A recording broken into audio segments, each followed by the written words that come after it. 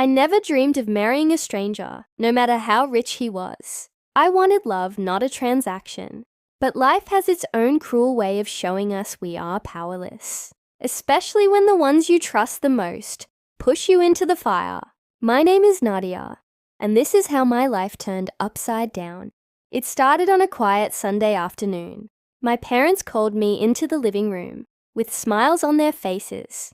They said they had exciting news. I could already feel my heart sink. My mother handed me a picture. A man with dark eyes, a sharp jawline, and a smile that looked too perfect to be real. "This is Axel," my father said. "You are going to marry him." I laughed at first, thinking it was one of their traditional jokes. But their faces told me otherwise. "We already agreed with his family," my mother added. "They are incredibly wealthy and have promised to help us with the business. This is your chance to live a life of comfort. Isn't this what every girl wants?" I stood in shock. Every girl wants freedom. Every girl wants a voice. But you want to sell me for status. My voice trembled. My father raised his hand, silencing me. "You will not embarrass us, Nadia. We gave you everything. Now it's your turn to give back." Tears burned behind my eyes, but I refused to let them fall. I walked out of the house, and I didn't come back until the moon hung high in the sky. I knew what they were doing was wrong, but what choice did I have? They were drowning in debt, and Axel's family seemed like the perfect life raft. The next day, he showed up at our house with his expensive watch, his calm voice, and a box of gifts I didn't ask for. "Hello, Nadia," he said as if we were old friends. I wanted to run, but I forced myself to stay. His charm was suffocating, but there was something in his eyes that made me feel cold. He knew he could buy his way through anything. "I don't want this," I told him directly. He smiled and leaned closer. "I always get what I want, Nadia. And right now I want you." I left without saying another word. But every day after that, he sent flowers, messages, jewelry. He even started paying off my father's loans. He was winning their hearts while I was slowly losing mine. The pressure became unbearable. My father stopped speaking to me unless it was about Axel. My mother cried every night saying how ungrateful I was. And when Axel proposed in front of both families, everyone cheered while I stood frozen. I didn't say yes, but they took my silence as agreement. I wanted to scream, but I swallowed my fear and nodded. Not because I loved him, but because I had no strength left to fight. The wedding came faster than I expected. Everyone smiled at me, congratulated me, told me I was lucky, but no one asked how I felt. As I walked down the aisle, my heart was heavy with sorrow. And yet, a small flame burned inside me, a voice whispering that something was not right about Axel. There was a darkness he kept hidden under that charming smile, and if I had to marry him, then I would find it. And when I did, I would burn everything he ever built. The night after our wedding felt like the longest night of my life. The room was filled with luxury, but my heart felt hollow. Axel sat on the edge of the bed, sipping wine as if everything was perfect. He talked about our future, about travels, about wealth. But I wasn't listening. I was too busy studying the way his eyes moved, how he avoided certain questions, how he smiled only when it suited him. I asked him about his business. He simply said he worked in import and export. Too vague, too rehearsed. There was something he didn't want me to know, and I was determined to find it. Days passed like a silent war. I played the perfect wife. I smiled when his friends visited. I dressed the way he liked. I sat beside him in meetings. But inside, I was searching for cracks, and they were everywhere. One night, I heard him on the phone in his study. The door was slightly open. His voice was low but sharp. No names, only codes. Shipment tonight, same place, no witnesses. It chilled me to the bone. I recorded it secretly, and that night I couldn't sleep. The man I married, the man my parents worshipped, was hiding something illegal. But I needed more. I started watching the staff, especially one driver who always came late at night. He never used the front gate. He spoke very little, but one evening, I caught a glimpse of what he was carrying. Boxes, unlabeled, heavy. He was nervous and always looking over his shoulder. I followed him once, told Axel I was going to the spa. Instead, I tailed the black van the driver used. It led me to a warehouse, far from the city, dark, quiet, but filled with movement inside. I couldn't go in, but I took pictures. Not knowing what was inside the boxes made my stomach twist. Back home, I tried to confront Axel. I told him I saw the van, that I followed it. He laughed. "You're curious, Nadia. That's cute, but dangerous." Then he kissed my forehead and left the room. That night, I cried not from fear, but from frustration. He didn't see me as a partner. He saw me as a doll, a decoration. But I wasn't going to stay quiet forever. The next day, I searched the study. Drawers locked, cabinets sealed, but in one folder left carelessly on the desk, I found names, dates, and amounts of money. It was enough to make my blood freeze. Hundreds of thousands, all in cash. No taxes, no legal documents. I took pictures with my phone and sent them to an old friend from university. Raka. He now worked as an undercover investigator. I knew he could help, and I knew I was putting both of us in danger. But it was worth it, because this wasn't just about my freedom anymore. This was about justice. This was about what Axel and his family did, not just to me, but to everyone they stepped on to build their empire. The more I learned, the more I realized something darker. The company Axel's family destroyed 5 years ago was my father's company. He didn't just marry me. He hunted me. He broke my family's life and then returned as the savior. My blood ran cold. It wasn't love. It was control. It was a game, and I had just begun to play it back. The more I uncovered, the deeper the hole grew. Every secret I exposed led to another. Every lie Axel told was a thread pulling me into a web of destruction. I could feel the weight of it pressing on me. But this was no longer just about me. It was about my family, about the empire Axel's family stole from us. Raka called me 2 days later. I barely slept during that time, consumed by the evidence I was gathering. "Nadia, you have no idea what you're dealing with. Axel's family is connected to more than just smuggling goods. This is bigger than I thought." His voice crackled over the phone. I could hear the urgency. I had always known Axel had power, but I had no idea it extended this far. He wasn't just an heir to a wealthy family. He was the mastermind behind a network of illegal operations, drugs, weapons, even human trafficking. And my parents, they had no idea. It made me sick. It felt like the earth was falling from under me. I had married the enemy. The man I thought I would grow old with was a criminal, a villain, a monster. But Axel wasn't just dangerous to my family. He was dangerous to everyone around him. His network had its hands in every corner of the city, bribing politicians, controlling businesses, and ruining lives. I didn't know where to begin. So I started with the person closest to him, his right-hand man, Darius. I didn't know much about him, except that he was loyal to Axel and always seemed to be in the background. But Darius had a weakness. He was a gambler, and that was the chink in his armor. I visited a casino Axel often went to for business, and there I found Darius, drinking at the bar, drowning in his own misfortune. I didn't hesitate. I walked up to him, calm but determined.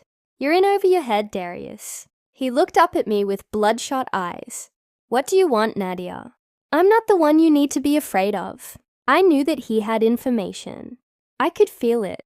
He might be Axel's right-hand man, but he was just a man.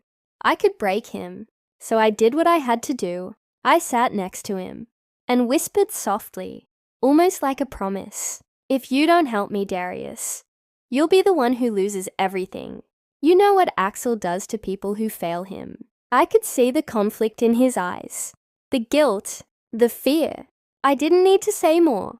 He took the bait. "Meet me tomorrow at 10 p.m., he said, his voice hoarse. "I'll give you what you need, but I want something in return." I agreed, knowing full well what kind of man he was. But I was playing my cards carefully. I wasn't about to make a deal. I couldn't win. When I met Darius the next night, he handed me a small black notebook. It was thick with pages full of names, dates, places, but most importantly, it had all the evidence I needed. Axel's dirty work, everything he'd been hiding. I didn't know how much of it was true, but it was a start. I made a promise to myself that night that I would expose Axel for who he really was. And I did. I took that notebook and sent it to Raka.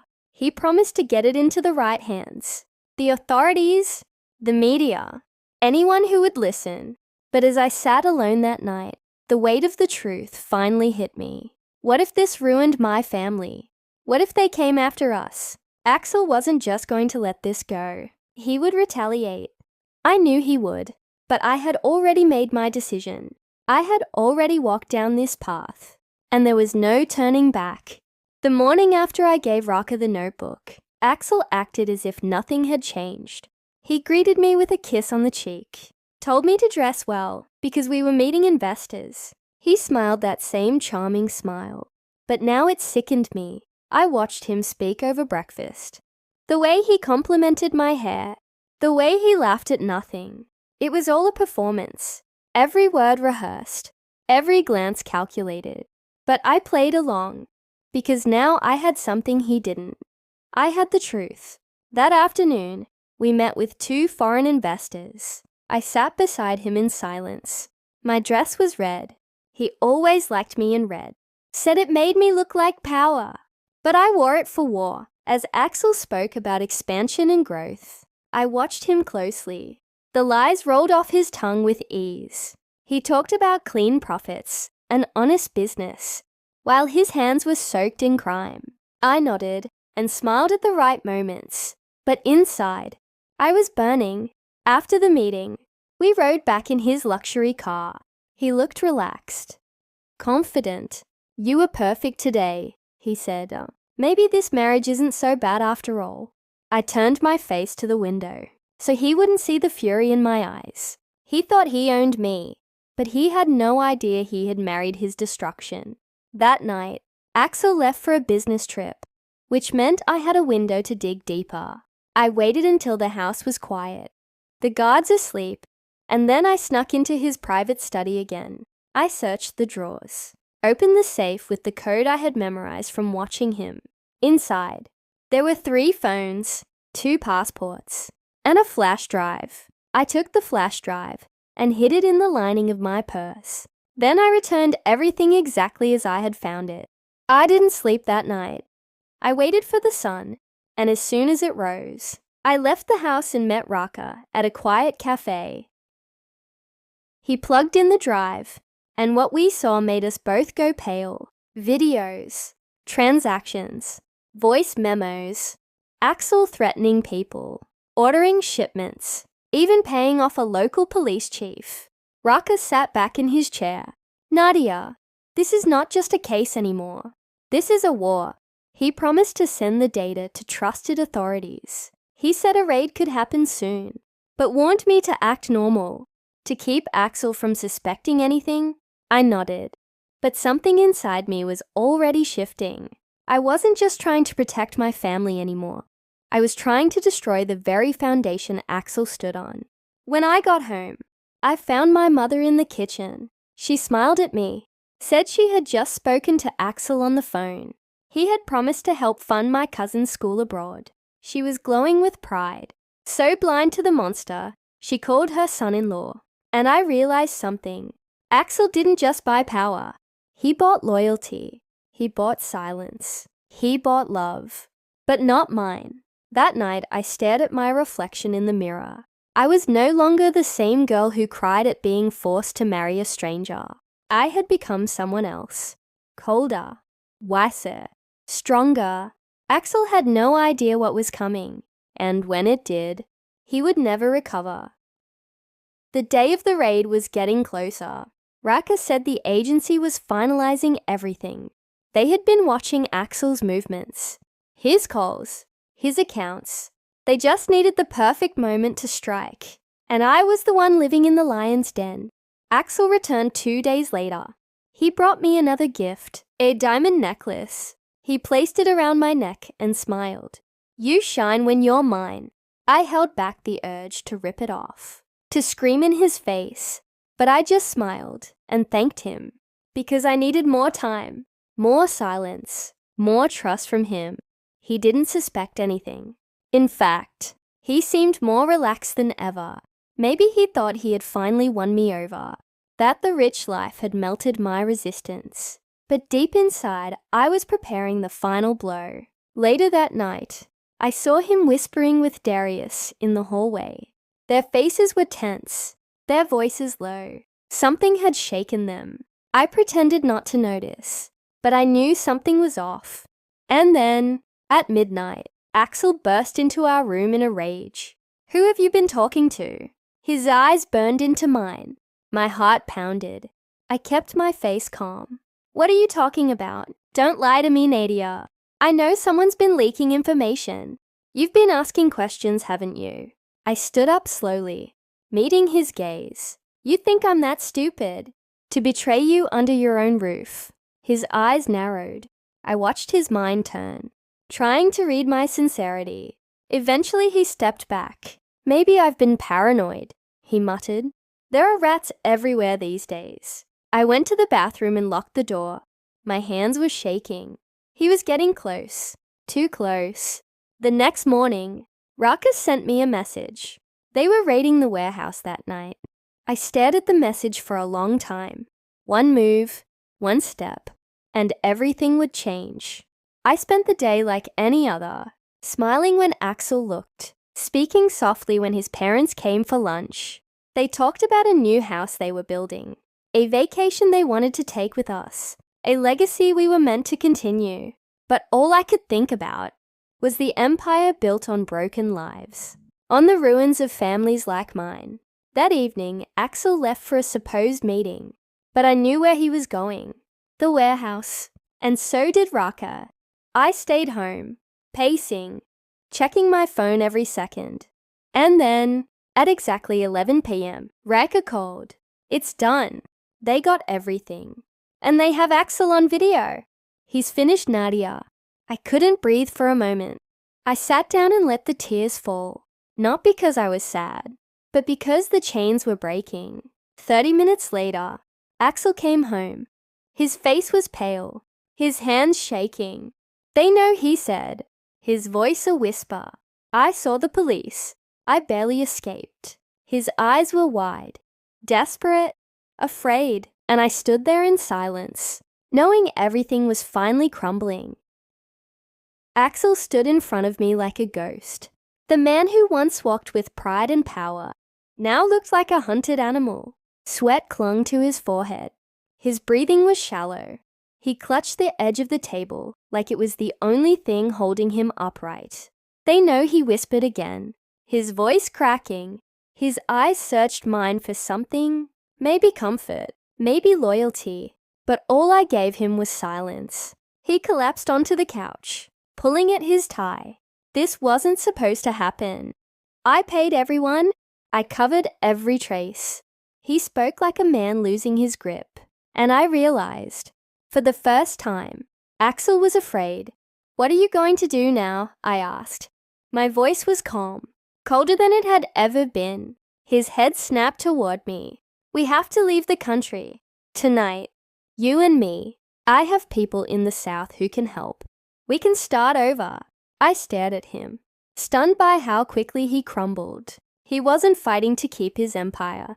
He was running from the ruins. I need time to pack, I said quietly. He nodded. Good. Hurry. We don't have long. I walked into the bedroom, closed the door, and called Raka. He answered in one ring. He's trying to run. Tonight. I told him everything. Raka didn't hesitate. We'll intercept him, but you need to stay calm. He's dangerous when cornered. I hung up, my heart racing. I packed a small bag to keep up the act, then walked out with the same calm face I'd practiced for weeks. Axel was already on the phone, speaking in another language. I caught a few words. Route, passports, cash. We drove in silence. He gripped the wheel tightly. His eyes darted to every passing car. We were almost out of the city when suddenly a black SUV pulled in front of us, then another from behind. Axel cursed, slammed on the brakes. The road was blocked. He reached under his seat, pulled out a gun. "Stay behind me," he said. "I'm not going to jail." But before he could open the door, the agents surrounded us, guns drawn, voices shouting, "Drop the weapon," hands in the air. Axel froze. I placed a hand on his shoulder. "Axel, please, don't make it worse." He looked at me, his eyes full of betrayal. "It was you. You did this." And then he screamed, lunged out of the car, but before he could fire, he was tackled to the ground, pinned, disarmed, arrested. I sat in the car, my hands trembling, but I didn't cry. Not this time. I watched as they dragged him away, screaming threats, cursing my name. But I didn't flinch, because finally, the man who ruined my family, the man who used me, was gone. The silence after Axel's arrest was louder than all his shouting. I sat alone in the interrogation room, not as a suspect, but as the woman who ended a criminal empire. The officers asked me question after question about the warehouse, the files, the flash drive, and every meeting I had witnessed since the day I married Axel. I told them everything because I wasn't afraid anymore. The fear had died the moment Axel looked into my eyes and realized he had lost. When I walked out of the station, Raka was waiting outside. He gave me a small nod. "You did it, Nadia. He's finished." I nodded back, but my chest was heavy because winning doesn't always feel like victory. Sometimes it just feels like quiet exhaustion. The media exploded the next morning. Axel Hartono, the golden heir of a billionaire empire, arrested for smuggling drugs and trafficking illegal weapons. It was everywhere. His face, his downfall. His name dragged through the dirt he once made others crawl through. I watched my parents read the news in shock. My father dropped his coffee cup. My mother clutched her chest. "This can't be true," she whispered. "He helped us. He saved us." "No," I said firmly. "He ruined us first. He only came back to finish what he started." It took them days to process, to realize the man they trusted was the same man who destroyed their business, their dignity, their daughter. For the first time in years, my father sat beside me and said, "I'm sorry, Nadia. We should have protected you, not sold you." I didn't cry. I just held his hand, because even apologies come with pain. With Axel gone, the rest of his operations collapsed. More arrests followed. His accounts were frozen. His business partners vanished like smoke. And then something happened I never expected. An anonymous investor returned everything my father had lost. Every asset, every building, every document. He opened the envelope, eyes wide. "It's all here. My business, my name, my life." We later learned that a silent partner in Axel's company, a man who had once admired my father, had stepped forward, ashamed of Axel's crimes. He wanted to make it right. Our family was whole again, not just in wealth, but in forgiveness. I stood in front of our old store one morning, now repaired, rebuilt, ready to open again. The sun was rising, and for the first time, I felt light. I was no longer someone's puppet, no longer the forced bride, no longer the quiet girl, smiling in pictures, next to a man hiding monsters. I was free, but freedom always comes with a price, and mine was still echoing behind bars, screaming my name in courtrooms, begging for mercy in interviews, but I had none left to give. The weeks that followed Axel's arrest felt like the slow turning of a heavy page. The world finally saw the man behind the suit. The headlines painted him as a criminal, a fraud, a monster hiding behind money and a beautiful wife. And every time his name came up on television, people looked at me, some with pity, some with admiration, but most with shock, because I, the quiet girl, the obedient daughter, had destroyed a king. His trial began 3 weeks later. I sat in the front row, not because I wanted to see him, but because I needed to. He was thinner, paler, the fire in his eyes reduced to flickering embers. He looked at me as he walked into the courtroom, but I didn't look away. He was charged with 26 counts: money laundering, drug trafficking, illegal arms deals, threats, corruption. The evidence was undeniable. The flash drive, the notebook, the recorded calls, the bank transactions. And when my name was called to testify, I stood without trembling.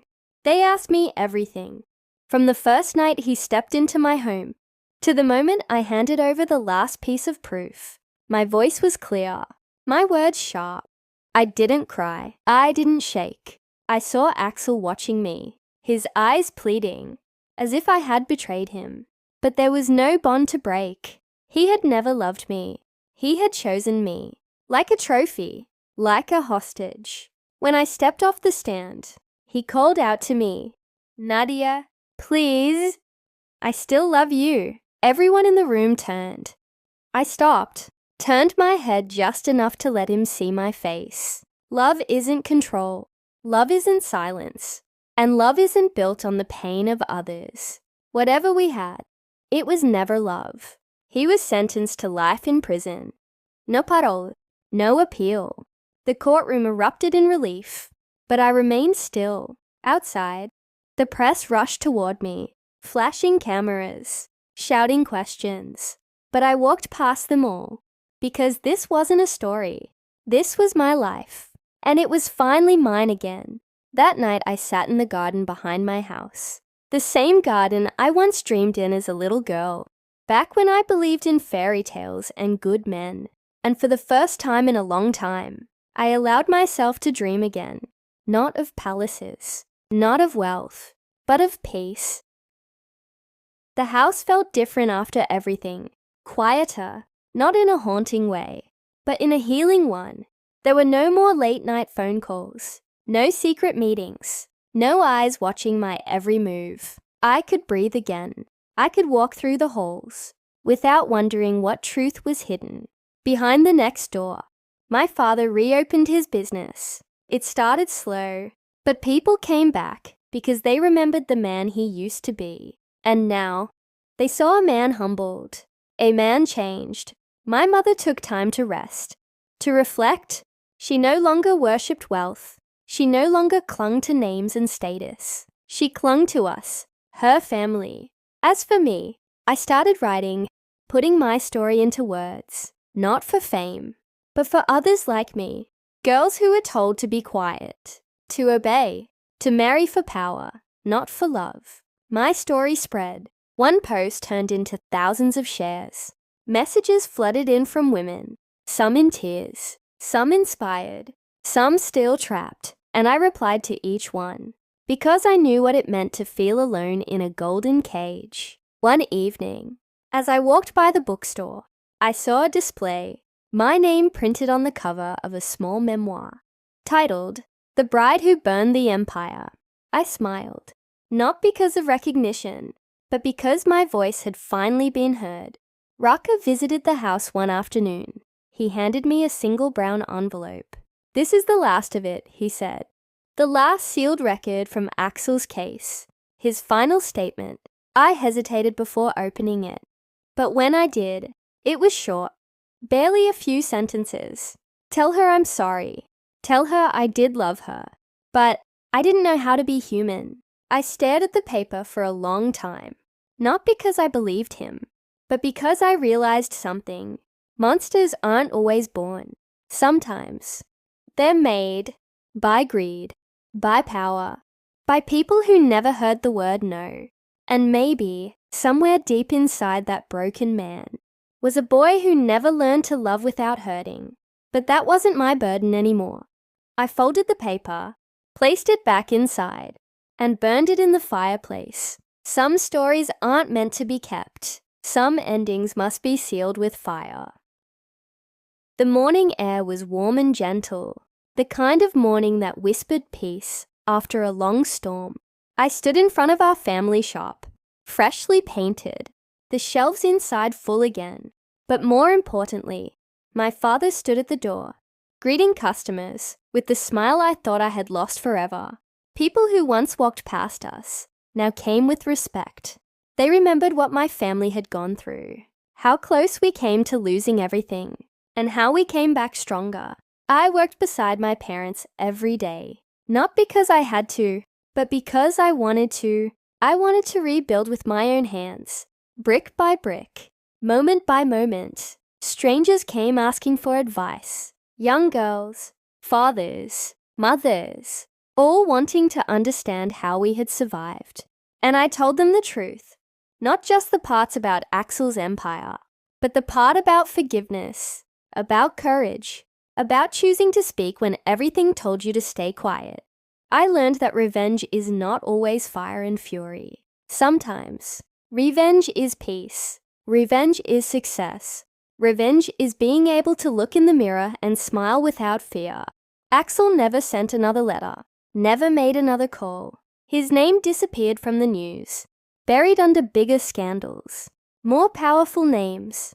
But to me, he became just a shadow, one that no longer reached me. I visited the beach one afternoon, the same beach where I once cried as a teenager, begging for freedom. Back then, I was a girl with no voice. Now, I stood tall, the wind in my hair, the sun on my skin, a woman who had walked through fire and never looked back. As I watched the waves, a little girl ran past me, laughing, chasing the wind. Her mother called after her, and I smiled, because in her, I saw what I had fought for, a future without fear, without chains. I picked up my bag, took one last look at the horizon, and walked away, because my story, the one born out of pain, now ended in freedom.